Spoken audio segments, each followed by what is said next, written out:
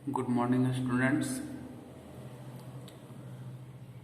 हम लोग पिछले क्लास में अध्याय 3 का प्रश्नावली 3.4 तक कंप्लीट कर चुके थे, जिसमें हम लोग बीजगणित के दो विधि, प्रतिस्थापन विधि और विलोपन विधि के बारे में हम लोग जाने। आज हम लोग वज्र गुणन विधि यानी कि क्रॉस मल्टीप्लिकेशन विधि, बीजगणित विधि का थर्ड मेथड, उसका जो तीसरा विधि है, इसके बारे में हम लोग जानेंगे। ठीक है, तो थर्ड विधि यानी कि क्रॉस मल्टीप्लिकेशन मेथड, वज्र गुणन विधि से संबंधित प्रश्नों को बनाने से पहले हम लोग इसके कुछ बेसिक्स को जानेंगे, यानी कि इसका बेस हमको क्या क्या चाहिए। ठीक है, तभी हम इस विधि से इससे संबंधित प्रश्नों को हल कर सकते हैं। तो जैसा कि आप लोग को पता है कि दो चर वाले रैखिक समीकरण युग्म का जो जनरल फॉर्म होता है वो क्या होता है? a1x plus b1y plus c1 equal to 0। ठीक है, और दूसरा जो होता है वो है a2x plus b2y plus c2 equal to 0। इसके बारे में तो आप लोग जानते ही हैं कि a1x plus b1y plus c1 equal to 0 और a2x plus b2y plus c2 equal to 0 दो चर वाले रैखिक समीकरण युग्म का ये सामान्य रूप है। ठीक है, जिसमें x का गुणांक a1 और a2 है, y का गुणांक b1 b2 और ये अचर c1 c2। तो सबसे पहले हम लोग यहाँ पे जानते हैं कि अद्वितीय हल कब प्राप्त होता है? जब हम लोग का situation a1 by a2 is not equal to b1 by b2 हो, यानी a1 by a2 is not equal to b1 by b2 होता है, तो इस स्थिति में हम लोग को क्या मिलता है? अद्वितीय हल, अद्वितीय हल प्राप्त होता है। अद्वितीय हल प्राप्त होता है यानी कि क्वेश्चन का सॉल्यूशन मिल पाता है सिर्फ ये होने के कारण। यानी अगर इस फॉर्म में आया a1 by a2 b1 by b2 के बराबर नहीं है तो हम लोग अद्वितीय हल निकाल सकते हैं। तो अगर हम इसको क्रॉस मल्टीप्लिकेशन करते हैं तो क्या प्राप्त होगा? a1 b2, ये b2 इसके साथ मल्टीप्लाई हो जाएगा तो a1 b2 इस तरह, और ये इसके साथ, तो a1 b2 is not equal to b1 a2। ठीक है, a1 b2 जो होगा वो b1 a2 के बराबर नहीं होगा। यानी कि अगर हम इस टर्म को इधर ले आए तो क्या बन जाएगा? This implies a1 b2 minus a2 b1 is not equal to 0। ठीक है, यानी कि a1 b2 minus a2 b1 is not equal to 0।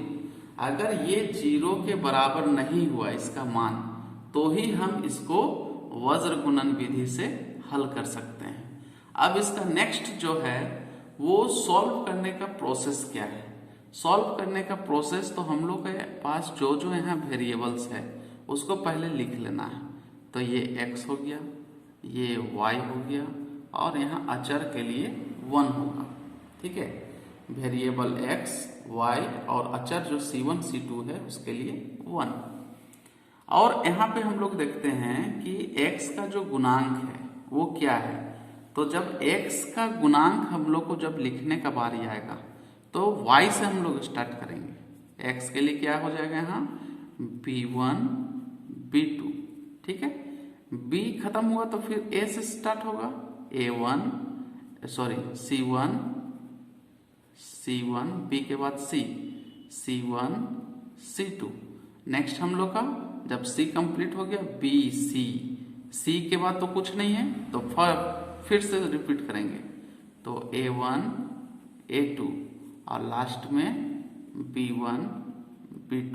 इसको हम लोग क्रॉस मल्टीप्लीकेशन करेंगे इस तरह से, ये B1 C2 के साथ मल्टीप्लाई होगा और ये B2 C1 के साथ, ये C1 A2 के साथ और ये C2 A1 के साथ, ये A1 B2 के साथ और ये A2 B1 के साथ। ठीक है, हम लोग इसमें किए क्या, ये पहले फिर से एक बार समझते हैं। तो x y और ये 1 हो गया यानी नॉन वेरिएबल्स के लिए, तो यहाँ B1 B2, B के बाद C C1 C2, उसके बाद A A1 A2, उसके बाद फिर B B1 B2। अब यहाँ पे अगर हम x का वैल्यू निकालना चाहते हैं तो x इक्वल टू क्या होगा, x इक्वल टू, तो x इक्वल टू हम लोग पहले लिखेंगे ये जो x के नीचे, तो B1 C2 B1 C2 फिर minus sign B2 C1 B2 C1 divided by ये टर्म, यानी यहां से मिलेगा ये A1 B2 minus A2 B1। ठीक है, और इसी तरह अगर हम y का वैल्यू निकालना चाहें तो y इक्वल टू क्या मिलेगा, C1 A2 minus C2 A1 divided by ये नॉन वेरिएबल यानी कि A1 B2 minus A2 B1। ठीक है, अब यहाँ पे आप देखिए कि A1 B2 minus A2 B1 is not equal to 0 क्यों हुआ। अगर हम ये A1 B2 minus A2 B1 minus A2 B1 x में भी और y दोनों का हर में ये उपस्थित है, अगर ये दोनों 0 के बराबर हो जाए तो क्या x और y का वैल्यू निकाल पाना संभव है, नहीं, पॉसिबल ही नहीं है, इसलिए ये 0 के बराबर नहीं हो सकता है। यानी अद्वितीय हल प्राप्त करना है तो हम लोग को क्या करना होगा, ये कंडीशन फुलफिल करना होगा। A1 by A2 is not equal to B1 by B2 है तो ही हम वज्र गुणन विधि से कोई भी प्रश्न को हल कर सकते हैं। इसका मतलब ये है कि जब दो चर वाले रैखिक समीकरण युग्म दिए हुए हों तो हम लोग का पहला स्टेप क्या है कि उसको हम लोग A1x plus B1y plus C1 बराबर 0 और A2x plus B2y plus C2 बराबर 0 से तुलना करेंगे। तुलना करने के बाद A1 by A2 is not equal to B1 by B2, अगर हम लोग का कंडीशन अप्लाई हुआ यानी कि ये कंडीशन फुलफिल हो रहा है तो ही हम इसे आगे नेक्स्ट स्टेप में इस तरह के चित्र के द्वारा x और y का वैल्यू फाइंड करेंगे। यही हम लोग का क्या है, वज्र गुणन विधि यानी कि क्रॉस मल्टीप्लिकेशन मेथड। तो स्टार्ट करते हैं, इससे रिलेटेड कुछ क्वेश्चंस को हम लोग सॉल्व करते हैं। ठीक है, तो नेक्स्ट एक्सरसाइज हम लोग चलते हैं, एक्सरसाइज 3.5। इसी प्रोसेस से हम लोग सॉल्व करेंगे एक्सरसाइज 3.5। तो 3.5 हम लोग जैसा प्रश्न है, प्रश्न में ये है कि हम लोगों को सबसे पहले रैखिक समीकरण युग्मों में किसका अद्वितीय हल है, यानी ये पता करना है कि किसका अद्वितीय हल है, किसका कोई हल नहीं है, दूसरा कि किसका कोई हल नहीं है और किसके अपरिमित रूप से अनेक हल हैं। ठीक है, ये तीनों चीज हम लोग पता करेंगे, पहले अद्वितीय हल, कोई हल नहीं और अपरिमित रूप से अनेक हल।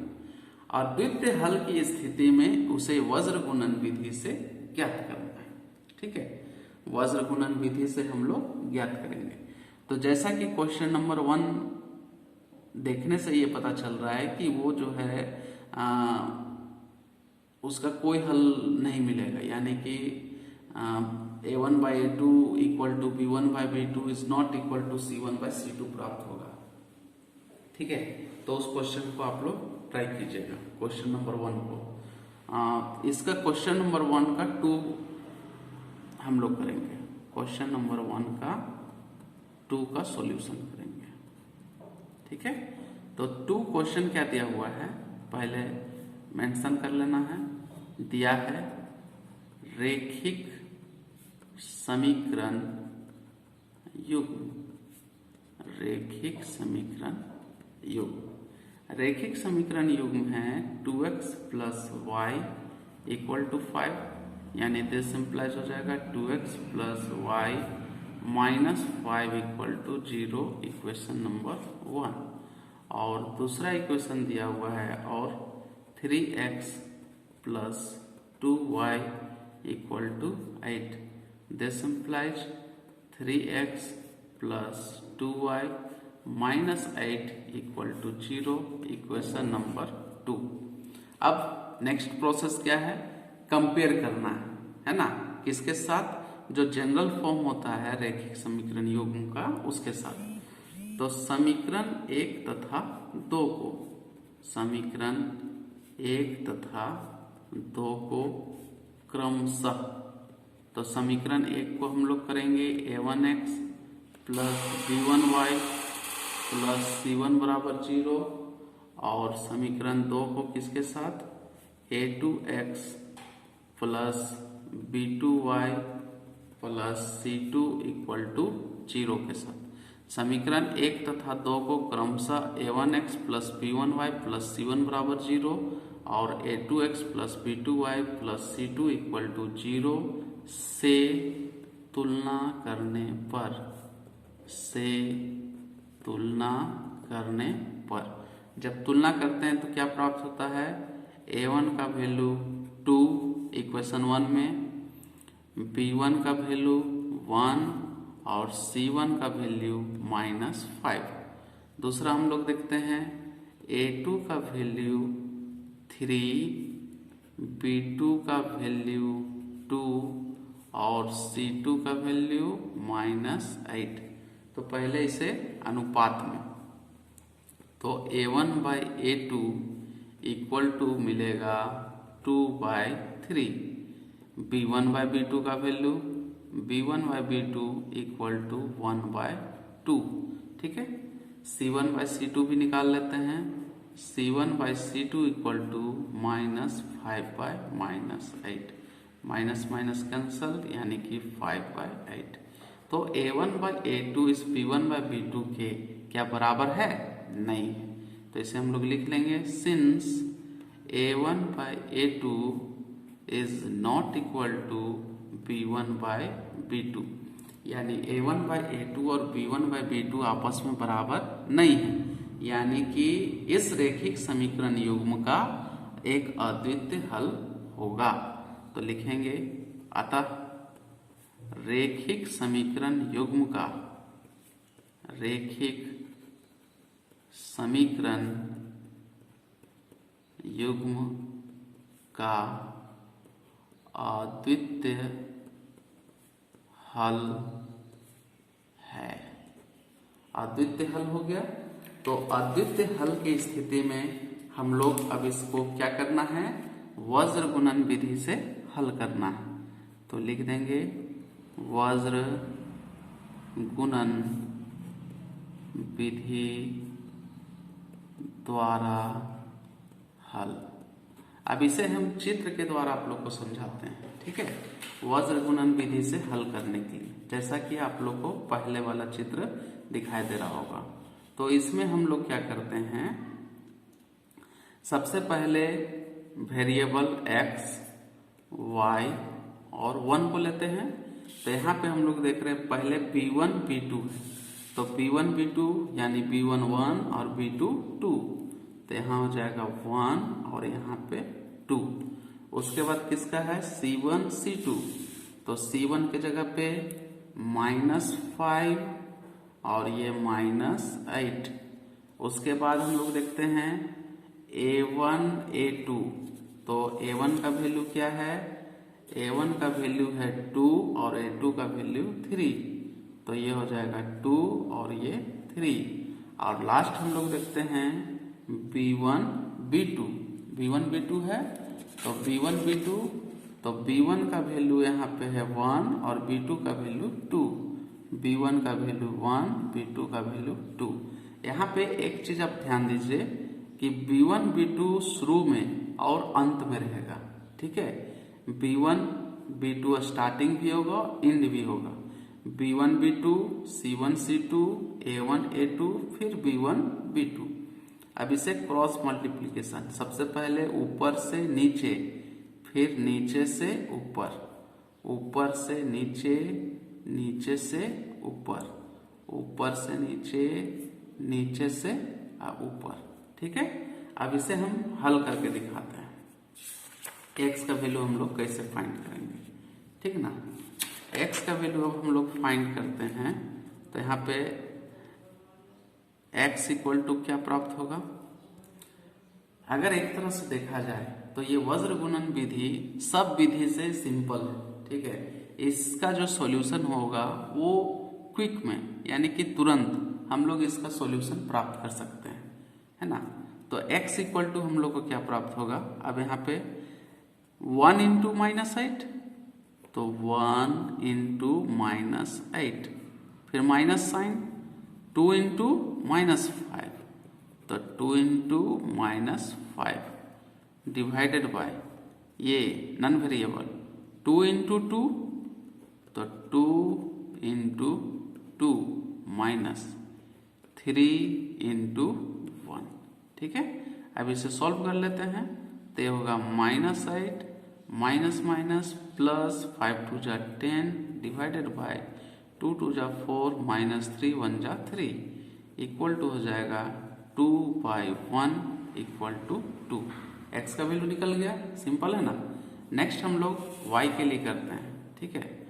y के लिए तो y इक्वल टू क्या होगा, बीच का, तो -5 इंटू 3, -5 इंटू 3, फिर minus sign, -8 into 2, -8 into 2 divided by 2 into 2, 2 into 2 -3 into 1। यहाँ पे एक चीज ध्यान देना है कि x का जो हर है वही y का हर होगा, ठीक है। दोनों में कोई चेंजिंग नहीं होना है। 5 3 जा 15, -15 माइनस माइनस प्लस 8 2 जा 16 डिवाइडेड बाय 2 2 जा 4 -3 1 जा 3 इक्वल टू 1/1 इक्वल टू क्या प्राप्त होगा, 1।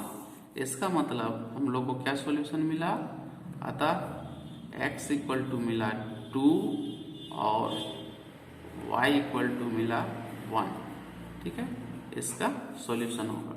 अगर हम इस प्रश्न में अगर यहाँ पे हम लोग को प्राप्त होता कि रेखिक समीकरण युग्म का कोई हल नहीं है या रेखिक समीकरण युग्म का अपरिमित रूप से अनेक हल है, तो उस सिचुएशन में हम लोग आगे हल नहीं करेंगे, वो प्रश्न का हल वहीं पे समाप्त हो जाएगा, ठीक है। इसलिए आप लोग को ये क्वेश्चन को सिलेक्ट किए ताकि इस क्वेश्चन के आधार पे आपको वज्र गुणन विधि को समझाया जा सके, है ना। इसी से संबंधित जितने भी प्रश्न हैं, यानी क्वेश्चन नंबर 1 में इसका जो शेष क्वेश्चन जो बच गया, इसका क्वेश्चन नंबर 1 बचा, क्वेश्चन नंबर 3 बचा और क्वेश्चन नंबर 4, तो ये तीनों प्रश्नों को आप लोग हल करेंगे, ठीक है। और उम्मीद है कि आप लोग को समझ में आया होगा। आप लोग इसी तरह से इसके शेष प्रश्नों को हल करेंगे, यही आप लोग का